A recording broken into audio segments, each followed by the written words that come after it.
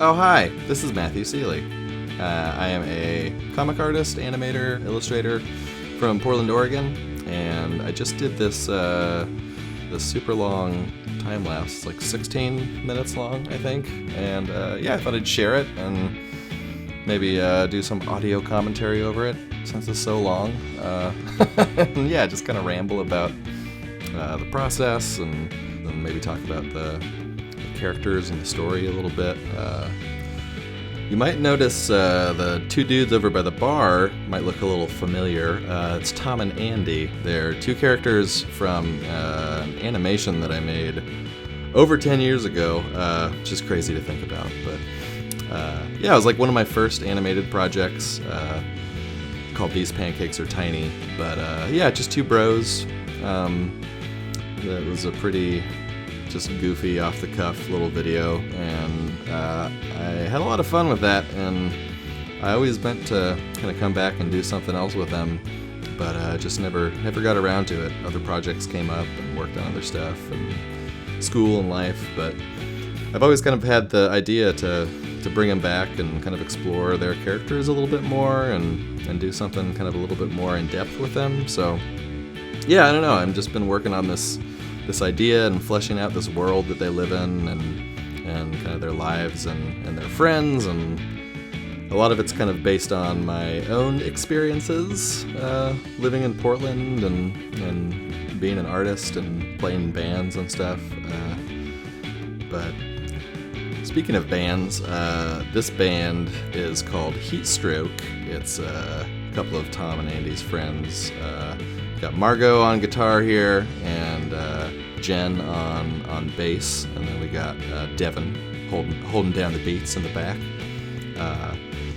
But I don't know. I have this idea for if I did this as a comic or whatever, it'd be cool to kind of flesh out the music of the various bands in the story as well, and kind of record it and get some demos or something and release them and have the songs kind of exist IRL as well as in the fiction, because I love making comics and I love making music, so why not both?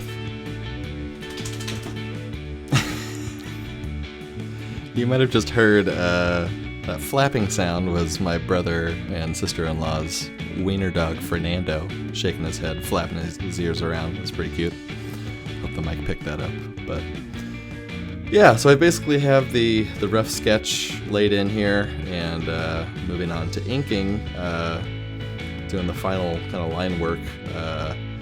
In my sketches, I feel like I usually don't bother with kind of the clothes or the details. I just want to kind of get the main forms and shapes of the characters and the poses, unless there's like particularly complicated garb or costume or whatever. I'll wait until the line art stage to kind of do a lot of the details and stuff, so I'm not kind of overworking the pencils.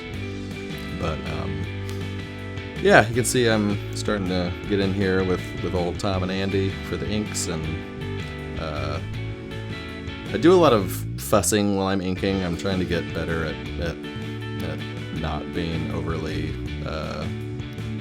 nitpicky with my line work, and both for speed reasons, but also so I can draw more quickly but get more done, but also just to keep the drawing from becoming too stiff or stale, or I don't know, just to try to loosen up a little bit.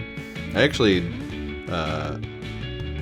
started working with this new brush in Procreate that I kind of modified from my old inking brush, and it's got a lot more texture to it, a lot more kind of fine grit, and hopefully to just kind of encourage me to be less perfectionist or whatever with my inking. You can see I'm messing with Tom's expression here. I changed it to this kind of wide grin for a little bit that I thought kind of looked better, but then I just thought he looked goofy, and I don't know. I ended up changing it back. But here I'm working on Jen on the left, and I had kind of a rough idea of what I wanted her to look like, but I actually feel like I worked out a lot of her design just here in the inking phase, which was kind of fun. Get to be a little bit more loose and play around with it, with her look. Another thing, as I'm working on the inks for the band here, I knew this before. I've drawn plenty of bands and stuff in the past, but it really hit me working on this particular illustration. Man, instruments are hard to draw. much like cars or spaceships or robots or whatever. Anything that's man-made, it's like, man, I want to draw this correct and in perspective and a bunch of straight lines and getting the angles right or whatever. And especially both Margot and Jen, I wanted their instruments to be based off of specific kind of models of guitar. Like Margot on the right here is playing a Fender Jaguar, and Jen's playing a Mustang bass. But yeah, I don't know. Just if I ended up doing this as a comic or something, I'm gonna have to get used to drawing these things over and over again. But it's fun. It's just difficult. It's worth it though. But yeah, you can see I'm kind of playing with the crowd here. This is a tough composition in general. I wanted, the bar that they're playing in to feel full, like there's a decent crowd watching, but I also didn't want to cover up, the band at all, or I wanted Tom and Andy to be visible at the bar, so figuring out how to work in these additional crowd characters, but also have them, have all the main cast be prominent was tough. And you can see I'm kind of laying in the details for these folks, and then here I totally rethink the composition a little bit and pull out quite a bit, and I actually adjust the perspective super slightly on the background, so I can kind of move the crowd around in a way that feels more natural. Speaking of, I'm using the perspective guideline tool and grid tool in Procreate to do the background and stuff, which is super handy. Definitely recommend checking that out if you haven't in Procreate. It's very good. So here I'm kind of scooting these characters over so I can block in this other extra crowd person, and yeah, just a lot of little tweaks in this part of the drawing, where I'm just trying to move stuff around and kind of rethink the composition, just kind of nudging things here and there. But yeah, I get them to a place where I feel like, okay, this makes sense, and then I come in and start inking the final line work for the background characters. I have a lot of fun coming up with these designs for these background characters. Different kind of fashion or just little details for, I'll probably never draw this character again, but what's their deal? What are they into? What do they look like? That was something I actually did a real short, just little 10-page mini comic. That was kind of my first stab at bringing these brunch bros, Tom and Andy, These Pancakes Are Tiny brothers, back. The mini comic is called These Bloody Marys Will Change Your Life. Kind of a take on These Pancakes Are Tiny. But yeah, in that mini comic, it was really fun just returning to these characters in general, but it was also a chance to kind of flex those muscles of I want most of this little comic to take place at a packed, brunch cafe, and so I get to draw just a bunch of random background characters and come up with just little weird fashions on the fly, and just little character details, and a lot of these, I'm lot of these background characters, I'm trying to bring in elements from like the city I live in, Portland, and try to like capture some of that PNW, Pacific Northwest vibe, and you know, kind of the like just like dumb hipster vibe, and you know, just take stuff from my friends or my own life and try to make it feel familiar and have a sense of place or whatever, but not get too specific. I don't know. It's still something I'm working on, but yeah. So I have the main background characters laid in at this point, so I'm going back in and fleshing out the background final line work. This is a lot of fun. Like, I don't know, I lay in just the rough sketch in perspective of the background, but this is the point where I can really start adding little details and little knickknacks and just fleshing out, like, what does this space look like? You can see I almost added a little treasure troll next to the beers up there, just like a little knickknack. It's like, that doesn't need to be there. But yeah, I don't know, just getting to come in and flesh out like the scene that they're in. It's a lot of fun. And then here I'm actually bringing in the finished versions of these characters that I did for the character lineup, so I can just grab the color from there and just drop it right in, which is very handy to have that referenced already. I can kind of know where I'm going with it and just lay in the color.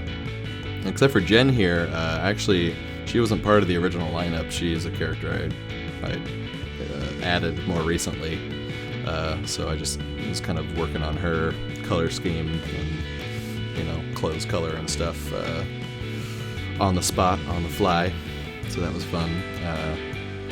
This weird little like vintage hanging lamp that's hanging above them. I am super stoked with how that turned out for whatever reason. I don't know. I was like, man, this is like one of the coolest things I've drawn in a while. Just with like the lighting on it and stuff, and then it ended up being pretty cool, pretty fun. Especially once I start to lay in the actual scene lighting, which is something that I feel like, you know, if I draw this as a long, kind of a long form comic or a longer story, I want to try to keep the style pretty simple as far as like lighting goes. For instance, if it's like daytime or something, just having basically as it is now in the video here, just like flat colors and not a whole lot of like fancy lighting and stuff. But